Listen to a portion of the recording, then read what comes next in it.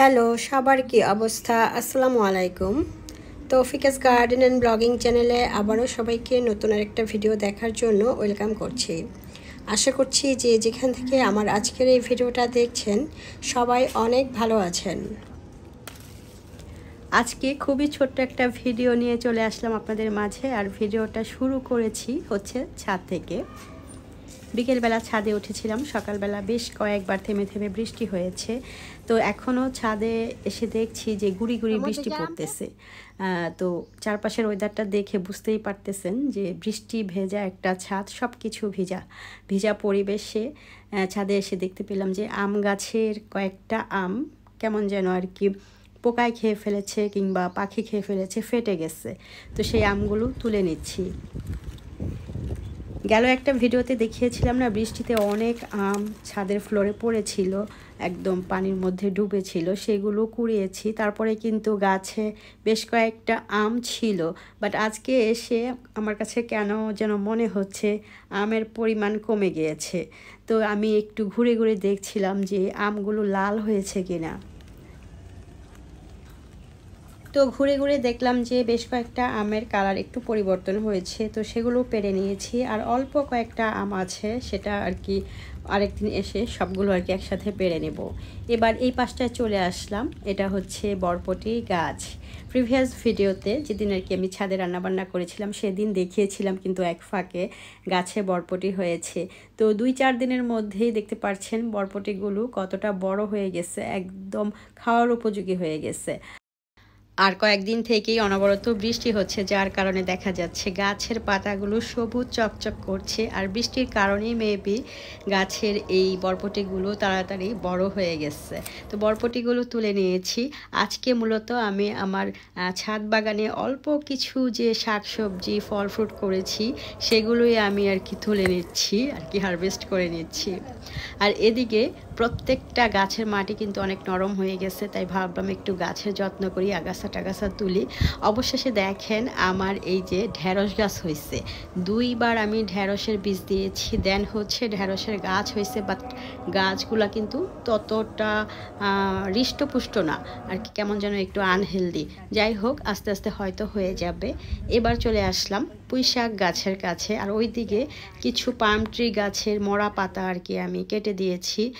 দেন এখন যেটা করতেছি সেটা হচ্ছে এখান থেকে কিছু পুঁইশাক নিয়ে যাব। তো পুঁইশাকগুলো আলহামদুলিল্লাহ এত সুন্দর হয়েছে, প্রতিটা পাতা একদম তেল তেলে আর কচি লকলকে, ডাটাগুলো উপরের দিকে উঠে গেছে। আর এগুলো নিয়ে টাটকা রান্না করলে না অনেক ভালো লাগবে। এই লাল পুঁইশাকটা খেতে কিন্তু অত্যাধিক মজা, ভাজি বলেন কিংবা মাছ দিয়ে বলেন অনেক ভালো লাগে। তো আমি এই পুঁইশাকগুলো নিয়ে টাটকাই রান্না করব। সো আমি প্রথমে আর কি পাতাগুলো তুলে নিয়েছিলাম, ভাবছিলাম যে ডাটা নিব না, পরে ভাবলাম যে পাতা ডাটা দুইটাই নিয়ে নিই, উপরের আগাটা যদি কেটে দেই তাহলে আরও ডালপালা গজাবে। ওইদিকে মোমেনা আমার কাজের সহকারী যে সবুজ পুঁইশাক আছে সেগুলোও তুলে আনছে। তো বিকেলবেলা ছাদে এসে গুড়ি গুড়ি বৃষ্টি পড়তেছে, তারই মধ্যে অনেকক্ষণ সময়ই ছিলাম। বৃষ্টিটা আসলে গায়ে লাগতেছিল না, হালকা গুড়ি গুড়ি বৃষ্টি হয়েছে। সকালবেলা তো অনেক ঝুম বৃষ্টি হয়েছিল। তো মোমেনা পুঁইশাক আর যা যা তুলেছি সেগুলো নিয়ে আর কি বাসায় চলে যাচ্ছে। আমি আরও কিছুটা সময় ছাদে ছিলাম, অনেক ভালো লেগেছে ছাদে, ভিজা পরিবেশ আর সবুজ পাতা, পাখির ডাক, খুবই চমৎকার একটা পরিবেশ। আর আকাশটা দেখতে পাচ্ছেন কেমন যেন অন্ধকার হয়ে আছে, রাগ করে আছে, মনে হচ্ছে যে কোনো সময় ঝমঝম করে বৃষ্টি পড়বে। এমনিতে তো পড়তেছেই, তো এখনও কিন্তু ওই যে দেখতে পাচ্ছেন গুড়ি গুড়ি বৃষ্টি হচ্ছে। আর এটা একটা মেহেদি গাছ, বহু পুরাতন মেহেদি গাছ, আমার একদম স্টুডেন্ট লাইফের এই মেহেদি গাছটা। এখান থেকে নিয়ে আমি মাঝে মাঝে হাতে কিংবা মাথার চুলে আর কি মেহেদি লাগাই। সো এই হলো অবস্থা। আর আমি এখন আর কি নিচে চলে আসছি। এই পুঁইশাক দিয়ে আমি 2টা রেসিপি করেছি। এর একটা হচ্ছে এই যে প্রেসার কুকারে আমি ডাল চড়িয়েছি, পুঁইশাকের ডাল, এত মজার এই ডাল, জাস্ট কেউ যদি একবার খায় একদম প্রেমে পড়ে যাবে, এত মজা ছিল এই ডালটা। আমি 2 ধরনের ডাল ব্যবহার করেছি। এই মজার ডালের রেসিপিটি যদি দেখতে চান তাহলে আপনারা আমার শর্ট ভিডিও দেখে নেবেন, আমি এরই মধ্যে কিন্তু দিয়ে দিয়েছি। এত মজার ডাল কি আর বলবো, বাসার প্রতিটা মেম্বার্স খেয়ে এত বেশি খুশি হয়েছে যে এত মজা হয়েছে, এভাবেই প্রতিদিন রান্না করবা, এই হলো অবস্থা।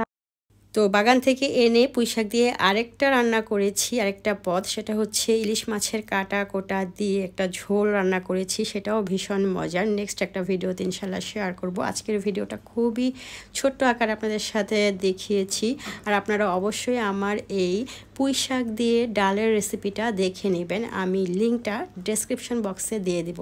আপনারা খুবই মজার একটা নতুন ধরনের ডালের রেসিপি পাবেন আশা করছি। পুঁইশাকের ডাল দিয়ে দুপুরে খাবার খাচ্ছি, আলহামদুলিল্লাহ অত্যাধিক টেস্ট ছিল। তো আজকের ভিডিওটা এখানেই শেষ করছি। আমার ভিডিও ভালো লাগলে লাইক দিয়ে দেবেন প্লিজ। তো আপনারা সবাই অনেক ভালো থাকবেন, সুস্থ থাকবেন। আল্লাহ হাফেজ, আসসালামু আলাইকুম।